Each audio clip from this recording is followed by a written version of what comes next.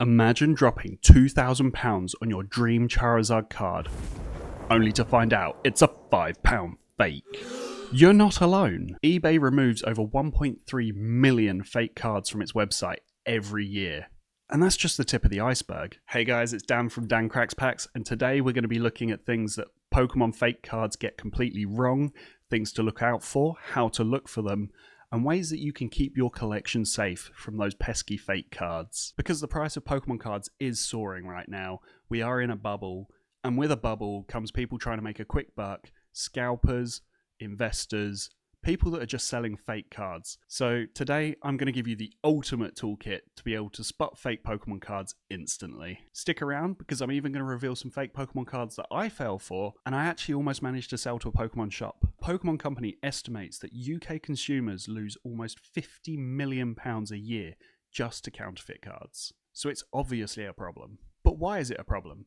Well, it's simple. Fake cards are really cheap to produce. They can be made at like 3p a card, and then scammers can sell them for £5, £50, £500, even more if it's a really convincing fake. So let's go over some red flags to look for when you're purchasing Pokemon cards. Red flag number 1, the font and text errors. Real Pokemon cards use a font called Gill Sans, and fakes often use New Times Roman, Arial, or they'll just even get the spacing wrong.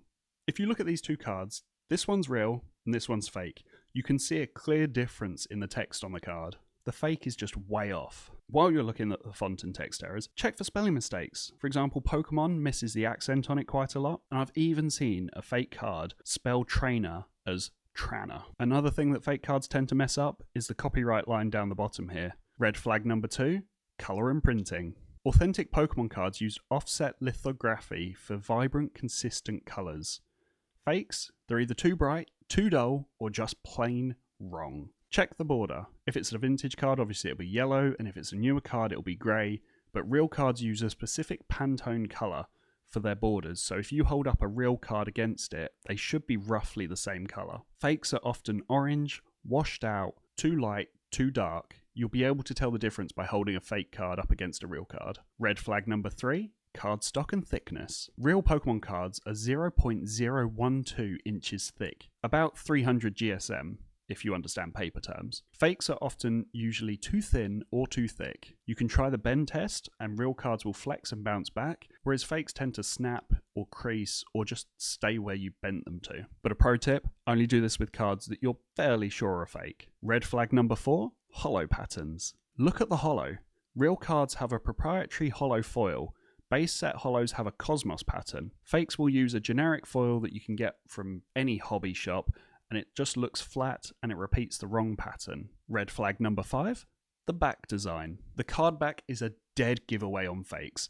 The blue border should be exactly 3mm all around, and the Pokeball should be perfectly centered with smooth color gradients. Fakes often have blurry printing or off-center Pokeballs, but be careful with this red flag as we all know Pokemon's cutting quality for centering. Red flag number 6, print quality and dot patterns. Under a magnifier, real cards show rosette dot patterns, tiny flower-like dots, whereas fakes, especially inkjet ones, show straight lines or solid color blocks. They can't replicate the dots that Pokemon Company uses. Red flag number 7, the weight. Real Pokemon cards weigh about 1.7 to 1.9 grams each, whereas fakes are often lighter or heavier due to cheap materials. A digital scale costs less than a tenner, and it can save you hundreds. So now we know what to look for with fake Pokemon cards, let's have a look at how to look. One of the most well-known ways to test for fake Pokemon cards is shining a light through the cards. Typically it's a UV light, however a phone light should work. Real cards from base set through to Neo Genesis glow blue-white. However, modern cards have a UV reactive security feature in their stock, so it's slightly different. Fakes, usually nothing shines through. Or it's just the wrong colour. As I said earlier, real cards weigh 1.7 to 1.9 grams. Fakes are all over the place with their weight. If you really want to check, you can use a simple scale just to weigh your cards and see if they fall within this range. Okay, it's time to put some of these red flags to the test. On the screen is one fake card and one real card. Can you tell which one is real and which one is fake? Let me know down in the comments what you can see wrong with one of these cards and which one you think is the real card. So this is the front, and this is the back. What signs are glaringly obvious to you? What's telling you that this is a fake card? So now we know what a fake card looks like, how to identify it, let's have a look at where we're going to get scammed. Facebook Marketplace is rife with fake cards because there's no authentication on here, so people are selling anything and everything. Instagram sellers, pretty much the same situation. And on eBay, you really need to make sure that an eBay seller is verified or they have a lot of listings that they've completed, because a lot of people fall for unverified eBay sellers. Your safest bets?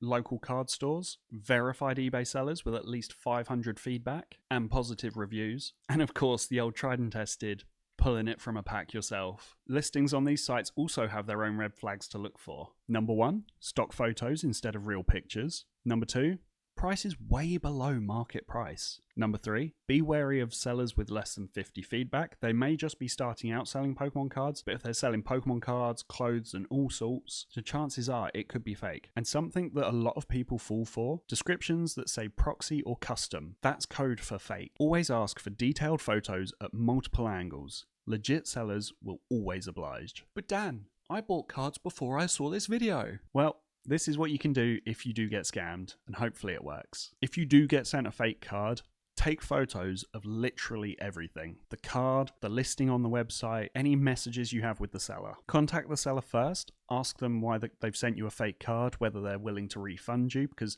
some scammers, once they get called out, will send the money back. They're just hoping that people can't be bothered. But if there's no luck with this, open a case with whichever site you're using or whatever payment method you used, eBay, PayPal, or your credit card, and make sure to use the phrase significantly not as described. This gives you a bit more leeway with companies, because people that are selling things on their site that aren't legit, they don't want that. And don't forget, once you've done this, report the seller to warn others. Leave feedback saying you've been sent the fake card.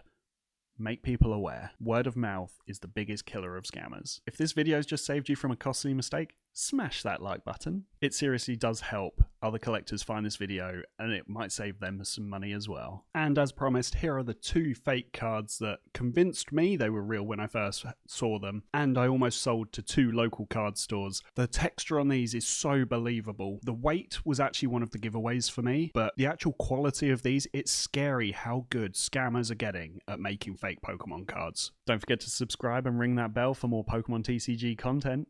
I'm opening a booster box soon. And let me know down below, have you ever been scammed? What's the most convincing card that you've ever seen? Or just let me know your own horror story. I read every single comment, and I might even highlight some in my next video. And remember, collectors, stay sharp, stay skeptical, and keep cracking those packs. The real ones. I'm Dan. This is Dan Cracks Packs. I'll see you in the next one.